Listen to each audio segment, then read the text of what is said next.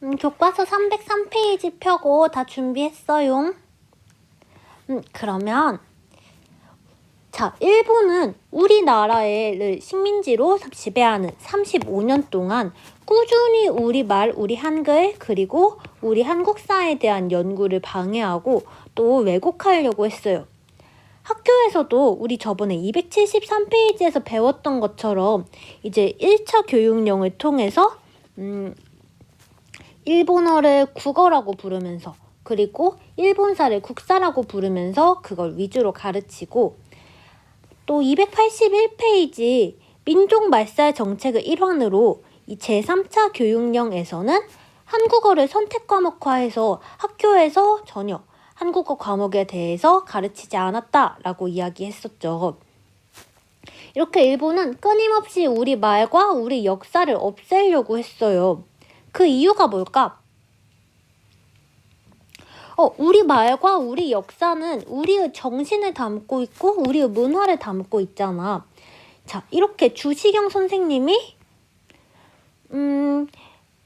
나라를 보존하고자 한다면 자국의 말과 글을 먼저 지켜야 된다라고 말씀하신 것처럼 우리 글과 우리 역사를 지키는 게 우리 나라를 지키는 하나의 방법이었겠고, 반대로 일본 같은 경우에는 우리 글과 우리 역사를 그래서 없애려고 더 발악을 한 거였겠죠.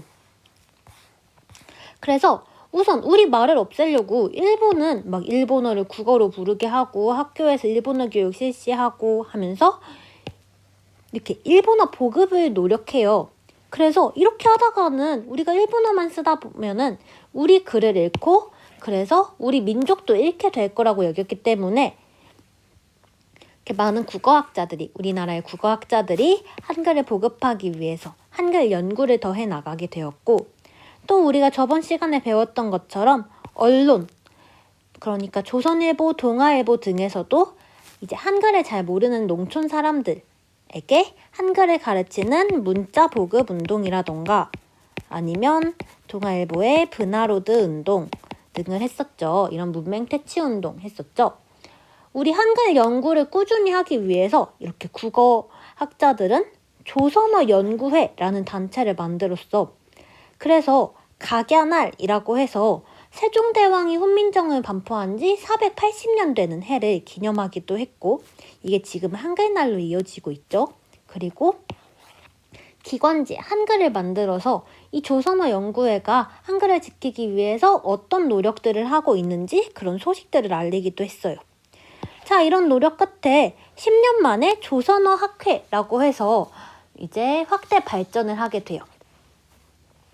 그래서 이 조선어 학회는 1930년대 하면은 1929년에 조선일보에서 문자보급 운동, 그리고 1931년에 동아일보에서 브나로드 운동을 하는 등 이제 문맹퇴치 운동이 활발히 진행될 때잖아. 그래서 이렇게 조선학회에서 문자 보급 교재를 만들어서 제공하기도 했고요. 또 한글 맞춤법 통일한 표준어 외래어 표기법 이런 것들을 다 정리해. 그래서 체계적으로 정리해서 이런 정리한 내용들이 있으면 기록으로 남겨야 될 거 아니야. 그래서 이렇게 맞춤법이나 표준어 외래어 그리고 우리 각 지역에 있는 방언들까지 모두 모아서 이렇게 열심히 정리한 내용들을 바탕으로 우리말 큰 사전을 만들기 위한 노력에 들어가게 돼요. 이렇게 우리말 큰 사전 편찬을 시도했지만, 자, 일본의 입장에서는 지금 1930년대 만주사변이 시작된 이후로 점점 전선이 확대되고 있는 상황에서 황국신민화 정책을 실시하고 있잖아. 황국신민화 정책 실시하에 한국인들을 일본인으로 만들어서 전쟁터에 더 많이 내보내고 전장에 더 많이 배출해야 되는 상황에서 이렇게 한글을 지키고 한민족을 지키려는 이 조선어 학회가 정말 마음에 들지를 않았겠죠. 그래서 이 조선어 학회를 대상으로 별별 트집을 다 잡아. 그러다가 어떤 여학생이 쓴 일기장에서 또 이런 꼬투리를 하나 잡아가지고 조선어 학회 멤버들을 다 잡아들이고요. 그래서 이렇게 독립운동단체라고 해서 이렇게 우리는 한글 연구하는 척하는 그 독립운동가들이에요 하는 이런 거짓 자백을 받아내면서 대거 검거해서 투옥시키고요. 우리 1925년에 있었던 치안유지법 기억해요? 1925년에 만들어진 치안유지법에 이어서 나중엔 1941년에 되면은 이제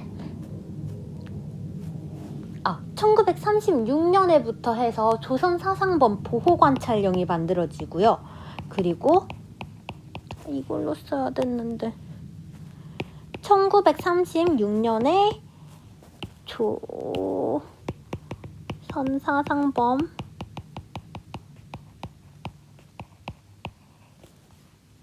보호관찰령 1941년 조선사상범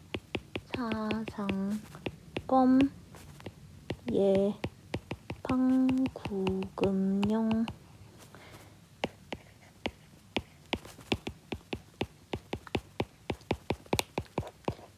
자, 1925년에 만들어졌던 치안유지법이 있었고 이게 점점 이제 민족 말살 통치로 가게 되면서 이 치안유지법에 점점 더 조항들이 많이 붙게 된단 말이야. 그래서 1936년에는 조선 사상범, 사상이 뭔가 문제가 있다, 뭔가 사회주의 사상에 물들었다 라고 생각되는 사람들은 이제 경찰이 옆에 붙어서 계속 보호 관찰을 할 수가 있고, 또 41년에 되면은 이런 조선 사상범, 또 사상이 나쁘다 라고 생각되는 사람들은 범죄를 저질릴 것 같다, 독립운동을 저질릴 것 같다 라고 생각하는 사람을 예방 차원에서 미리 구금, 가둬놓을 수 있는 법도 생겨났다고 했던 거 기억나요? 자, 이런 법들을 적용을 해서 조선어 학회 회원들을 다 이렇게 치안유지법을 내란죄를 적용해서 다 가두고 모직에 고문하고 하게 되고요. 그래서 그 상황에서 많은 분들이 이렇게 옥사하게 되기도 했고요. 또 조선어 학회는 이렇게 강제로 해산되게 돼요. 이걸 조선어 사건, 조선어 학회 사건이라고 해요. 자, 이렇게 해서 많은 분들이 이렇게 민족의식을 고양시켰다는 제목으로 잡혀가게 되면서 이 우리말 큰 사전 편찬은 이제 중단되었는데, 그럼 그 결과 이 우리말 큰 사전은 결국 어떻게 됐을까? 1945년 광복이 이루어진 다음에서야 이제 다시 작업에 착수해서 완성이 될 수 있었어요. 자, 이렇게 해서 우리 글을 지키려는 노력들에 대해서 알아봤는데 여기까지는 다 이해 갔어요? 다 잘 듣고 있죠? 지난 시간에 영현이 되게 수업 열심히 들었으니까 오늘 이어지는 내용들도 다 열심히 지금처럼 들어주세요. 이제 우리 한글뿐만 아니라 한국사에 대해서도 일본은 굉장히 탄압하고 왜곡을 했어요. 일본은 어떻게 보면은 역사에 대해서는 조금 콤플렉스가 있어. 약간 고구려, 백제, 신라가 발전하고 있을 때까지 일본은 아직 좀 원시적인 상태였거든. 그래서 우리 저번에 배웠던 임시정부에서도 한일 관계 사료집이라고 해서 한국과 일본의 관계가 아주 옛날부터 어떠했는지에 대한 책을 냈다고 했잖아요. 그래서 야, 우리 한국이 일본보다 훨씬 더 잘 나갔어 라는 자부심도 담겨 있었다 라고 이야기했었는데, 그래서 그런지 일본은 더 한국의 역사를 짓밟고 왜곡하려고 한 걸지도 몰라요. 그래서 조선인들아, 너네는 어차피 이렇게 일본은 식민지가 될 수밖에 없는 운명이었어. 그리고 우리가 이렇게 일본이 식민 지배를 이제 함으로써 너네가 이 정도라도 발전을 하게 된 거야 같은 개소리를 좀 정성스럽게 포장한 이런 식민사관이라는 걸 만들어요. 식민지를 지배하기 위한 역사관을 만들게 되고, 그런 내용들을 담은 책인 조선사라는 책을 조선사 편수회라는 총독부 산하의 단체에서 이제 찍어내기 시작하는 거예요. 이 일본인들이 가지고 있었던 식민사관, 그러니까 조선이 우리의 식민지가 될 수밖에 없는 이유에는 대표적으로 3가지가 있었어. 첫 번째는 타율적인 존재. 조선은 타율적인 존재야. 한반도 자체가 이렇게 중국하고 일본 사이에 끼어 있다 보니까, 그래서 항상 스스로 발전하지는 못하고 중국에 늘 사대하거나 일본에 의지하거나 지배받을 수밖에 없는 존재이다 라고 이야기를 하고요. 두 번째로는 정체성론. 이 정체성은 그 막 아이덴티티 할 때 그 정체성이 아니고 차 막힐 때 교통 정체가 심각하다고 하잖아요. 그때 그 정체예요. 조선이라는 나라는 딱 지금 일본은 한 900년 전 모습, 고대의 모습에 멈춰 있다라고 일본인들은 이야기하는 거예요. 자, 이거는 외울 필요는 없는데 그 마르크스라는 사회주의자가 이야기를 하기를 자, 모든 세계사는 원시 공동체 사회, 고대 노예제 사회, 중세 봉건제 사회, 그리고 근대 자본주의 사회 이런 식으로 발전해 나가는 게 국룰이다 라고 이야기를 했어. 그랬는데 야, 근데 한국 같은 경우에는 농민들의 노예처럼 부리고 있잖아. 그런 거 보면 고대 노예제 사회의 모습에 그대로 정체되어 있는 거 아니야? 그런데 우리 일본이 들어오는 덕분에 지금 한국이 조금씩 발전을 하고 있는 거야 라고 이야기를 해요.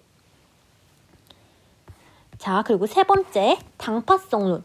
이거는 너네 한국인들은 맨날 싸우는 것만 좋아해. 조선시대 지배자들이었던 사람들이 동인이냐 서인이냐 노론이냐 소론이냐를 두고 붕당을 만들어서 너네 싸우기 바빴잖아. 그래서 지금 나라 꼴이 너네 이렇게 된 거야. 타고나게 너네는 당파를 나눠서 팀을 갈라서 싸우기를 좋아하는 애들이야 라고 이야기를 해요. 자, 이러한 내용들을 다 이제 종합을 해서 조선사 편수회에서 조선사라는 책을 내면서 봐봐, 우리가 이래서 한국을 식민지배해주기로 했어. 이렇게 열등한 한국을 식민지배해주기로 했어. 라고 하면서 왜곡된 역사서를 펴내기 시작해. 이러한 꼴을 보고 한국 역사가들이 정말 참을 수가 없겠죠. 그래서 일본의 역사 왜곡에 대해서 반박하는 역사가들이 등장하는데 그 역사가들을 세 부류로 나눌 수가 있어. 일본의 식민사관에 저항하는 역사가들을 세 부류로 나눌 수 있는데 하나는 우리 민족이 얼마나 특별한 정신을 가진 얼마나 우수한 민족인데 라고 반박하는 민족주의사. 하나는 이제 너네가 아까 정체성론 운운하면서 우린 고대 노예제라고 그랬지. 근데 우리나라의 사회 경제 또 세계사의 발전 법칙대로 이렇게 발전해 왔어. 전 세계 모든 나라가 그래 왔듯이 우리도 고대 노예제, 중세 봉건제 다 거쳐서 지금 근대 자본주의 사회로 발전해 나가고 있었어 라고 주장하는 사회경제사. 그리고 한국사가 어떻게 발전했는지 실제 증거를 바탕으로 살펴보자 라고 하는 실증사. 이렇게 세 가지가 있는 거야. 거기에서 첫 번째, 민족주의 사학을 살펴보면요. 야, 우리 민족이 과거에 얼마나 대단한 민족이었고 지금 우리가 사실 일본한테 당하고는 있지만 그래도 우리 민족이 얼마나 열심히 독립운동을 하고 있어 라고 하는 분들이야. 그 대표적인 분으로 박은식 선생님이 계시는데 많이 들어봤죠. 대한민국 임시정부의 2대 대통령을 하셨던 분이잖아. 그 이승만이 국제연맹에 위임 통치를 요구하는 청원서를 제출하면서 이제 그게 발각되면서 2대 대통령으로 박은식 선생님이 이제 대통령을 하게 되셨었는데, 자, 이 박은식 선생님은 뭐라고 이야기를 하냐 하면은 우리는 한국인으로서 가지고 있는 특별한 영혼이 있어. 국혼이라는 게 있어. 라는 걸 강조하면서 우리가 지금 나라는 이렇지만 그래도 우리의 정신, 우리의 국호는 잃지 않았어. 이걸 지켜내야 돼 라고 이야기를 하세요. 그러면서 한국 통사, 지금 한국이 얼마나 고통스러운 상황에 있는지에 대한 그 역사를 쓰시고 한국 독립운동지 혈사라고 해서 한국인들이 독립운동을 얼마나 이렇게 피땀 눈물을 흘려가면서 하고 있는지에 대한 역사를 쓰세요. 자, 그리고 우리가 잘 알고 있는 신채호 선생님. 1923년 국민대표회의에서 이제 야, 우리 새로운 임시정부를 창조해야 한다 라고 창조파에 서셨던 이 신채호 선생님이시잖아. 이분은 이제 일본이 역사 왜곡을 고대사 부분에서 많이 해나가게 되자 야, 우리가 얼마나 고대의 대단한 민족이었는지 알아? 고대 고구려 백제 신라 있을 때 얼마나 대단했고 우리 고구려가 중국을 수나라 당나라랑도 싸워서 다 이겼어 하면서 고대사를 강조하는 조선 상고사 그리고 조선사 연구초 등을 저술을 하세요. 자, 쌤이 이렇게 보라색으로 쓴 글씨는 예전에 쌤이 외웠던 방식인데 박은생 선생님 같은 경우는 이응이 다 들어가고 신채화 선생님은 시옷이 다 들어가서 쌤은 그렇게 외웠었으니까 참고하라고 해놨어요. 그리고 또 민족주의 사학으로 이어져서 나오는 것이 바로 정인보, 안재홍, 문일평 등으로 계승되는 분들이에요. 이분들은 야 너네가 막 타율성론 이런 거 주장했잖아. 우리 조선인들이 타율적이라고 우리 한국인들이 타율적이라고 너네가 말했는데 야 우리도 스스로 발전할 수 있는 역량을 충분히 가지고 있어. 그리고 우리 조선시대에도 엄청나게 잘 나갔어. 특히 정약용 계실 때 완전 리즈였어. 너네가 그렇게 비하할 만한 민족이 아니야 라고 이야기하는 이런 조선학 운동도 전개하게 돼요. 자, 이렇게 해서 민족주의 사학에 대해서 알아봤고요. 두 번째 사회경제 사학은 어떤 내용이냐? 이렇게 백남은 선생님이 대표적인데요. 야, 우리의 사회경제적인 발전은 세계사의 보편적인 발전 법칙하고 똑같이 발전을 해왔어. 너네가 우리 보고 막 정체성론 운운하면서 막 너네는 야 한국인은 고대 노예제 사회에서 못 벗어났어 라고 하는데 야 우리 한국인은 진작에 이 원시 공동체, 고대 노예제, 중세 봉건제 다 차근차근 단계 밟아가면서 이제 근대 자본주의 사회로 발전하려고 했는데 지금 너네가 쳐들어와서 방해받고 있는 거야. 우리는 국룰대로 세계사적 발전 법칙대로 이렇게 발전을 하고 있었어 라고 말하면서 이렇게 일본은 식민사관의 정체성론에 대해서 따박따박 반박을 해요. 이렇게 한국사가 세계사의 보편적인 발전 법칙에 입각해서 발전해왔음을 강조한다는 거 잘 기억하고 그런데 이 사회경제사학은 아까 말했던 이 민족주의에 대해서도 비판을 해. 그래서 야 지금 너네가 민족이니 정신이니 그런 거 찾고 있는데 야 우리는 우리는 특별한 정신을 가지고 있어 이렇게 얘기하는 건 어떻게 보면 정신승리야. 야 정신보다는 물질적인 게 중요해. 정신보다는 사회경제적으로 어떻게 발전했는지에 좀 더 주목해봐 라고 하면서 이렇게 민족주의 사학도 약간은 비판하는 모습들을 가지고 있어요. 그리고 실증사학은 실제 증거, 그러니까 역사적인 사료나 유적 등을 뒤져서 객관적인 사실을 정확하게 밝히는 방법을 이렇게 역사 방법으로 채택하게 되고요. 연구 방법으로 선택하게 되고요. 그 바탕으로 진단학회라는 학회를 조직하고 이 진단학보에 그 연구 성과들을 실어서 알리게 돼요. 이게 실제 증거들을 모아서 객관적인 사실을 바탕으로 연구한다니까 굉장히 좋아 보이죠. 근데 사실은 이 이병도, 손진태와 같은 학자들이 다 이제 일본에서 일본인 사학자들한테 유학 가서 배워온 사람들이다 보니까 약간 계속 일본은 식민사학 쪽에 치우치거나 의존하게 되는 경향을 보여서 조금 아쉬운 그런 분들이에요. 자, 이렇게 해서 한국사를 지키려는 여러 가지 노력들에 대해서도 살펴봤어요. 그러면 이제 넘어가서 이 사료들을 바탕으로 확인을 해볼 텐데 자, 그러면은 이 한국통사를 지으셨던 박은식 선생님 어떤 것을 강조하고 있어요? 지금 우린 나라를 빼앗긴 상황이야. 이렇게 한국을 빼앗긴 그런 고통스러운 상황, 한국통사에 나와 있듯이 그런 고통스러운 상황이지만 그래도 역사는 절대 없어질 수 없다. 왜냐하면 역사에는 정신, 즉 박은식 선생님이 강조하신 국혼이 담겨있기 때문이다. 이렇게 이야기를 하고요. 신채호 선생님이 남긴 이 조선 상고사 같은 경우에는 야 역사란 뭐냐면 바로 사람들이 아와 비아의 투쟁이야. 나와 또 다른 타인과는 끊임없는 투쟁이야. 이렇게 이야기를 해요. 야, 봐봐. 고구려와 수당이라는 중국이 맞서 싸우고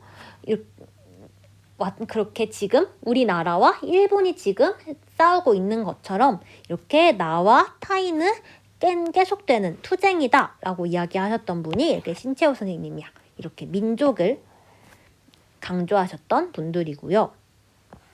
이렇게 민족주의 사학, 그리고 사회경제 사학을 이제 살펴보면 백남우 선생님은 조선사회경제사라는 책에서 세계사적 이론론적인 역사 법칙에 따라서 우리나라도 이렇게 발전을 해왔다. 너네가 이야기하는 정체성론은 틀렸다 라고 이야기를 하죠. 또 실증사학은 그래, 실제 증거를 바탕으로 사건 하나하나를 정밀하게 탐구해보자. 그렇게 해서 이제 한번 밝혀보자 라고 했던 실증사학도 존재한다 라고 이야기했어요. 이제 종교계의 활동에 대해서 이야기를 해볼 거예요. 우리 3.1운동 배울 때에도 종교계 인사들이 적극적으로 이렇게 3.1운동에 참여했다고 했잖아요. 그런 것, 그 외에도 여러 종교 단체들이 적극적으로 이런 개별적인 활동들도 전개했는데 그것에 대해서 이야기를 하면요.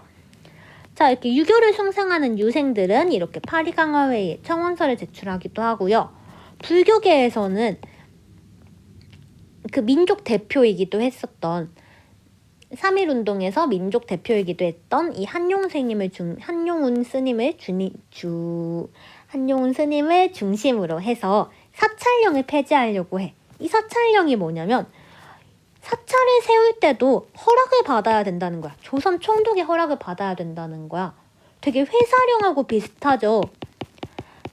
1910년대에 발표됐던 회사령은 어떤 내용이었어요? 회사를 설치할 때 조선 총독의 허락을 받아야 된다라는 이야기였잖아요. 허가를 받아야 된다 라고 했었고, 그럼 1920년대에는 이 회사령이 어떻게 되었지? 그쪽 폐지됐죠. 그래서 이제는 신고만 하면 세울 수 있다 라고 했는데, 조금 딴소리로 했지만 이 사찰령도 역시나 이 사찰을 세우려고 하면 허락을 받아야 된다 라고 했는데 그것에 대해서 폐지하려는 운동을 하고, 또 조선 불교 유신회를 조직해서 일본의 불교 탄압에 대해서 대응하기도 했어요. 그 개신교는 쉽게 말하면 오늘날의 교회야. 이 교회 같은 경우에도 여러 가지 이런 학교를 세운다거나 교사로 활동하면서 여러 활동들을 했고요. 특히 신사참배를 거부했어. 교회는 지금도 교회 다니시는 분들은 제사나 장례식장이나 이런 곳에서 절을 하지 않고 가볍게 몽례를 한다거나 국화를 놓는다거나 하잖아요. 그런 것처럼 이 개신교, 교회에 다니시는 분들은 오직 나에겐 주님밖에 없다, 하느님밖에 없다 라고 생각하는데, 신사참배, 일본의 신에게 절을 하거나 하는 것은 당연히 하고 싶지가 않겠죠. 그렇게 해서 신사참배를 거부하다가 이렇게 탄압을 많이 받게 되었고요. 천주교 같은 경우엔 오늘날의 성당이야. 이 성당 같은 경우에는 고아원, 양로원 같은 이런 사회사업도 전개하고, 또 아예 만주에서 의민단이라는 조직을 만들어서 무장투쟁에도 완전 적극적으로 이렇게 참여하시는 분들이에요. 또 대종교 같은 경우에는, 대종교는 우리가 잘 알고 있는 단군왕검을 숭배하는 사상이에요. 그래서 우리나라에서 적극적으로 활동을 하다가 우리나라에서의 탄압이 너무 심해지자 이제 아예 만주로 나가서 중광단이라는 단체를 만들고 북로군정서로 이제 곧 발전하게 되면서 이제 청산리 대첩을 엄청난 승리로 이끈 주역이기도 하죠. 천도교는 동학을 계승해서 만들어진 종교단체로 이렇게 개벽이나 신여성, 어린이, 농민 같은 잡지를 발간하기도 하고, 제2의 독립선언운동, 이게 뭐였죠? 순종이 돌아가지고 60만세 운동을 했었다고 했었잖아. 근데 이 60만세 운동에서 60만세 운동을 준비하는 과정에서 학생, 그리고 민족주의자인 천도교 세력, 그리고 또 조선 공산당, 그러니까 사회주의자들까지 힘을 합쳐서 이렇게 60만세 운동을 준비하게 됐고, 이 조선 공산당도 천도교 세력도 이제 일본에게 걸려서 학생만 주도로 60만세 운동을 진행하게 되었지만, 그래도 결국에는 이 천도교 세력과 조선공산당이 함께 이 60만세 운동을 준비하는 과정에서 우리가 같이 힘을 합쳐서 우리가 민족 유일당 운동 함께 해볼 수 있겠는데, 함께 독립운동을 해볼 수 있겠는데 라는 생각을 하게 되면서 결국엔 신간의 창립까지 이어진다고 했었죠. 바로 이 60만세 운동을 주도했었던 주역이기도 하고, 이렇게 어린이날을 만드신 그 방정환 선생님도 이 천도교 신자였어요. 또 원불교 같은 경우에는 개간사업, 저축, 그리고 남녀평등 등 새로운 생활을 위한 새 생활운동을 전개하기도 했어요. 자, 이렇게 여러 종교가 여러 활동을 했다. 이렇게 기억하면 될 것 같고, 이 아래에 있는 내용들은 거의 다 복습이에요. 그래서 간단하게 살펴보면, 일본은 신문 잡지를 발행을 허가하는, 우리가 허락해주는 애들만 너네 신문 잡지 낼 수 있어 라고 해서 허가제를 실시해요. 1920년대에. 1910년대에는 언론, 출판, 집회, 결사의 자유들을 모두 막았지만 이제 1920년대 문화통치를 하면서 이런 걸 조금 허락을 해준 거였잖아.